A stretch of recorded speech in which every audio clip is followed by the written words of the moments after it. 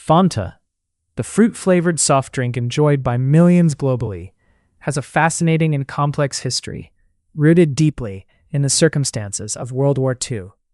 Manufactured and distributed by the Coca-Cola Company in nearly 200 countries today, few are aware of the drink's controversial beginnings. During the Nazi era, Adolf Hitler was known to prefer Coca-Cola as his beverage of choice, favoring it over alcohol. Coca-Cola quickly became a staple at high-profile Nazi events, consumed alongside traditional German beers and wines. The drink's popularity in Germany and Austria soared, nearly addicting the population, with the German military ranking it just behind beer in consumption. However, wartime restrictions on ingredients forced the creation of a new beverage, Fanta, which Hitler personally endorsed, propelling it to become Europe's leading non-alcoholic drink during those difficult years. The story of Fanta begins with Max Keith, a German-born executive of Coca-Cola GmbH, the German bottling company for Coca-Cola during the Nazi regime. Keith had spent several years working at the company's headquarters in Atlanta, Georgia, and was chosen to lead the German operations due to his fluency in German, intimate knowledge of the product, and influential contacts. When the Nazis rose to power in 1933, Keith was already positioned within Coca-Cola's German subsidiary. At just 30 years old, he collaborated with American Representative Ray Rivington Powers to promote Coca-Cola as the official drink of Nazi Germany.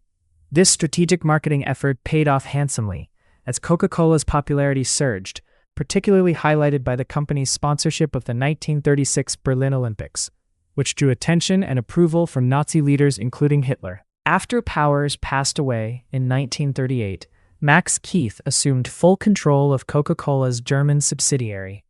However, the outbreak of World War II in 1939 complicated operations as Coca-Cola's American parent company ceased direct shipments of the finished product to Germany due to wartime restrictions. Instead, they continued to send ingredients, allowing Coca-Cola to be produced locally. Despite these challenges, sales skyrocketed from 100,000 cases in 1933 to over 4 million by 1939. Yet as the war intensified and obtaining Coca-Cola's secret syrup became impossible, Keith had to innovate to keep the business running. This necessity led to the creation of Fanta, a product born out of scarcity and the determination to sustain Coca-Cola's presence in Nazi Germany.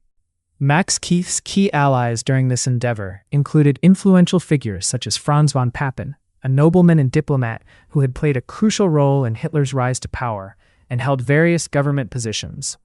Von Papen's influence helped Keith avoid the nationalization of Coca-Cola's German operations, despite being a foreign-owned entity, similar to American automotive giants like Ford and GM, which operated in Germany at the time. Another vital supporter was Fritz Todt, a senior Nazi official and head of Organization Todt, responsible for major construction projects, including the Autobahn. Todt was an avid fan of Coca-Cola and would reportedly pay his workers partly in Coca-Cola rather than Reichsmarks, a testament to the drink's cultural significance. After Todt's death, his successor Albert Speer took charge of armaments production, with Hitler expressing interest in providing a favored drink for the German people during wartime hardships. With Coca-Cola's original ingredients no longer available in Nazi Germany, Keith and a team of chemists and agricultural experts convened in Berlin in March 1940 to devise a substitute. Attendees included high-ranking Nazi officials such as Propaganda Minister Joseph Goebbels, Reich Minister of Food and Agriculture Richard Walther Darré, Luftwaffe Commander Hermann Göring, organic chemist Richard Kuhn, and Albert Speer. The solution was a new fruit-flavored beverage made from whatever raw materials were accessible: apple fiber left over from cider production, whey from cheese manufacturing, beet sugar for sweetness, and scraps of apples and oranges for flavor. Joe Knipp, a salesman on Keith's team, suggested the name Fanta, derived from the German word fantasy, meaning fantasy, reflecting the inventive spirit behind the product's creation. Fanta quickly gained immense popularity, primarily because it was the only available commercial non-alcoholic alternative during wartime.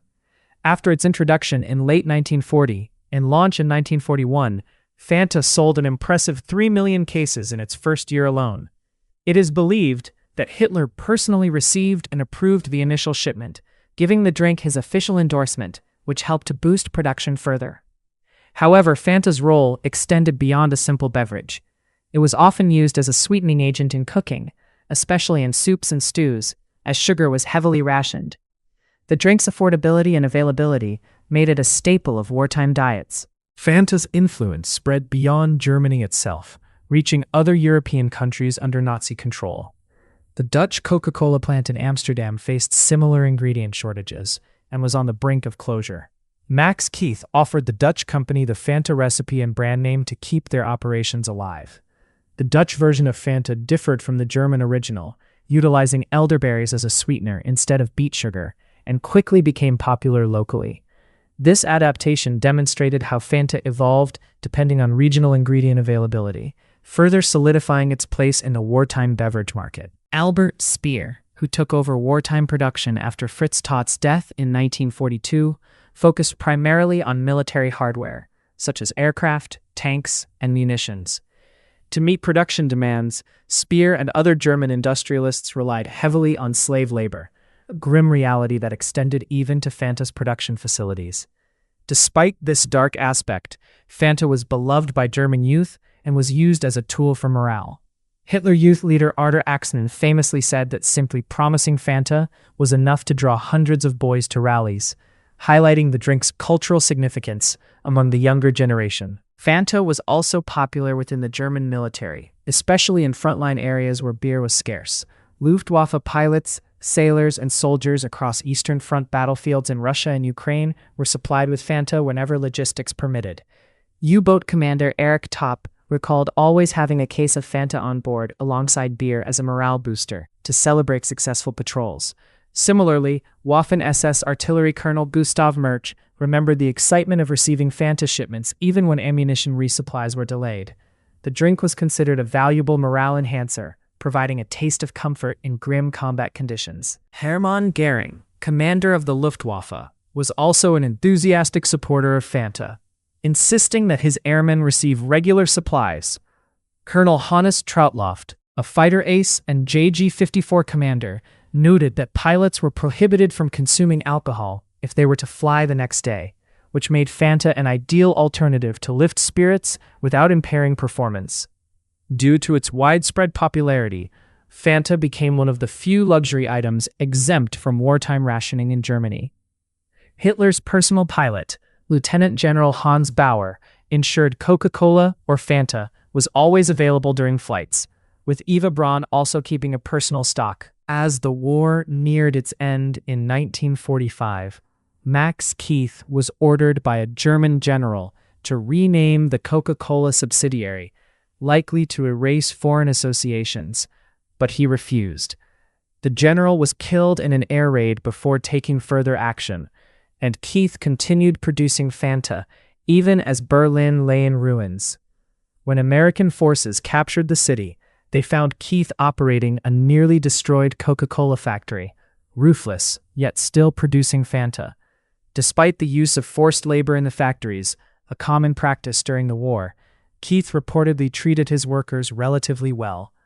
Under interrogation by U.S. authorities, Keith claimed he could have shuttered operations and returned to America, but chose to persevere, saving the company's German interests, a claim supported by testimonies from those who had worked under him. Although Max Keith worked within the Nazi system and utilized slave labor, he faced no post-war repercussions, largely because the Coca-Cola Company in the United States praised his loyalty and efforts to maintain the brand during the war. The association of Fanta and Coca-Cola with the Nazi regime, however, remained a sensitive subject. In 2015, Coca-Cola issued a statement denying any direct involvement in Nazi wartime operations or the use of slave labor, emphasizing that the American company had no control over its German subsidiary during the war. This statement reflects the ongoing complexities of corporate histories intertwined with troubling periods. Following World War II, the Coca-Cola Company regained control of the German plant, along with the Fanta formula and trademarks, and reclaimed profits accumulated during the war years.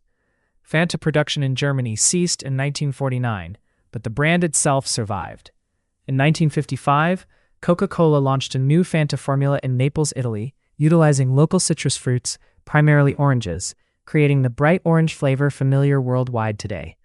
The Italian version quickly captured post-war European markets, leading to Fanta's expansion into tropical regions such as South America and Africa, where fruit-flavored beverages were especially popular. This resurgence marked the beginning of Fanta's global popularity and the development of numerous new flavors. By 2001, Fanta's presence in the United States had diminished due to stiff competition, prompting Coca-Cola executives to revitalize the brand with a fresh advertising campaign.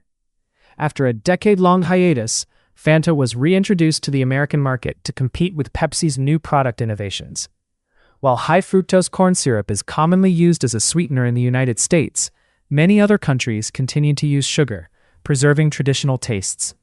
Globally, Fanta's flavor range has become impressively diverse, including exotic options such as dragon fruit, Calita in Costa Rica, and a unique salt watermelon flavor in Japan, showcasing the brand's adaptability to regional preferences. Fanta's legacy is a testament to wartime necessity, innovation, and the determination of one man, Max Keith, to keep his company operational against all odds. Today, his contributions are commemorated in Essen, Germany, where a street near Coca-Cola Germany's former headquarters bears his name. Max Schmeling, the former world heavyweight boxing champion and prominent Coca-Cola distributor in Europe, played a vital role in reintroducing the Italian Fanta formula globally. Schmeling fondly recalled enjoying Coca-Cola before the war and embracing Fanta as a worthy substitute during the conflict. His advocacy helped cement Fanta's place in the international beverage market and contributed to its enduring success. Currently, Fanta is available in 188 countries, offered in a wide variety of flavors tailored to local tastes. During a visit to Kenya, for example, street vendors sold both Coca-Cola and Fanta, though the versions there tend to be noticeably sweeter than those found in Western markets. Fanta's journey from a wartime substitute to a beloved global brand encapsulates a story of resilience, adaptation, and cultural significance that few other beverages can claim. Thank you for joining this episode of Forgotten History. If you appreciated this story, please like, share, and subscribe. For those interested in supporting the channel, consider becoming a member or visiting our Patreon and merchandise store. Your support helps keep history alive and accessible to all.